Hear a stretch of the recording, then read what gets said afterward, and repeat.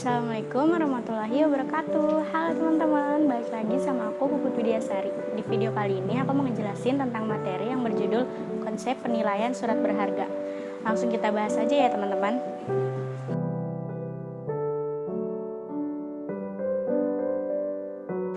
Pengertian surat berharga. Istilah surat berharga dalam bahasa Belanda yaitu waardepaper. Waarde artinya nilai dan dalam kitab Undang-Undang Hukum Dagang atau KUHD diartikan berharga, sedangkan paperen artinya kertas berharga. Di samping itu terdapat beberapa istilah lain dari surat berharga, yaitu commercial papers atau negotiable instrument. Surat berharga adalah sebuah dokumen yang diterbitkan oleh penerbitnya sebagai pemenuhan suatu prestasi berupa pembayaran sejumlah uang sehingga berfungsi sebagai alat bayar kepada pihak-pihak yang memegang surat tersebut.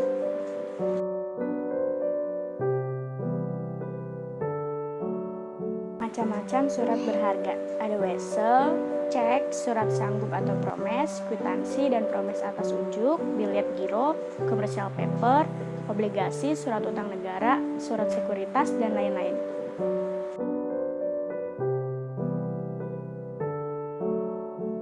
Pengertian penilaian. Investasi merupakan suatu komitmen penempatan dana pada periode waktu tertentu untuk mencapai suatu tingkat imbal hasil yang diinginkan. Penilaian adalah proses penentuan harga sekuritas atau aktiva modal. Pengertian obligasi. Obligasi adalah surat utang yang dikeluarkan oleh perusahaan atau negara. Obligasi memiliki pembayaran bunga yang bersifat tetap tiap periodenya.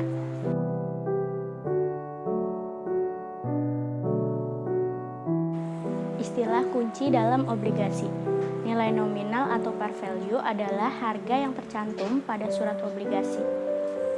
Kupon tingkat bunga adalah tingkat bunga atau dalam persentase berdasarkan nilai nominal yang akan dibayarkan oleh pihak penerbit obligasi.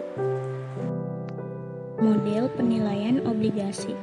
VB sama dengan I dalam kurung P, V, I, F, A, K, N, tutup kurung ditambah M dalam kurung P, V, I, F, K, N, tutup kurung, di mana VB sama dengan nilai obligasi, K sama dengan kupon atau suku bunga yang berlaku, I pembayaran bunga obligasi, M nilai nominal obligasi, N periode.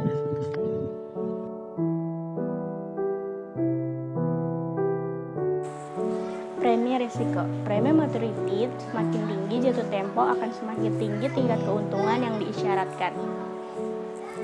Premi kebangkrutan perusahaan yang mempunyai risiko bangkrut akan meningkatkan tingkat keuntungan yang diisyaratkan. Premi likuiditas perusahaan yang memiliki kesulitan likuiditas akan meningkatkan tingkat keuntungan yang diisyaratkan. Premi inflasi. Inflasi meningkatkan akan membawa tingkat suku bunga bebas risiko meningkat.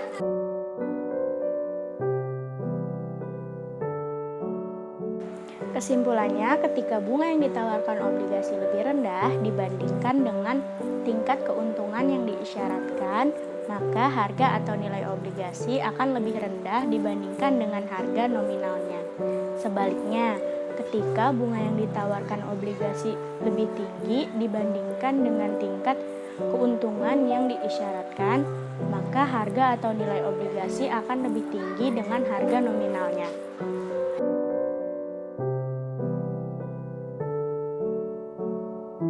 Saham merupakan bukti kepemilikan. Pemegang saham berhak atas dividen.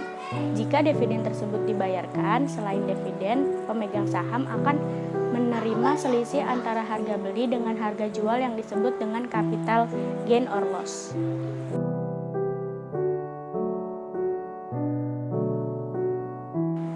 Penilaian saham biasa.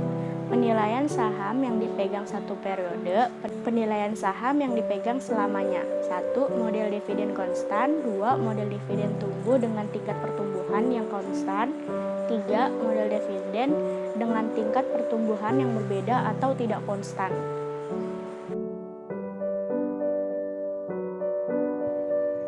penilaian saham yang dipegang satu periode. PV sama dengan D per 1 ditambah KS per 1 ditambah P per 1 KS per 1. PV sama dengan harga saham yang pantas D1 dividen yang akan dibayar 1 tahun mendatang. P1 harga saham 1 tahun mendatang. KS sama dengan tingkat keuntungan yang diisyaratkan. Penilaian saham yang dipegang selamanya. 1. Model dividen konstan. P0 sama dengan D per KS. 2. Model dividen tumbuh dengan tingkat pertumbuhan yang konstan. P0 sama dengan D per dalam kurung KS dikurang G. 3. Model dividen tumbuh. Nah, segitu aja penjelasan dari video aku kali ini ya teman-teman. Kita ketemu di video yang baru di minggu depan. Bye teman-teman. Wassalamualaikum warahmatullahi wabarakatuh.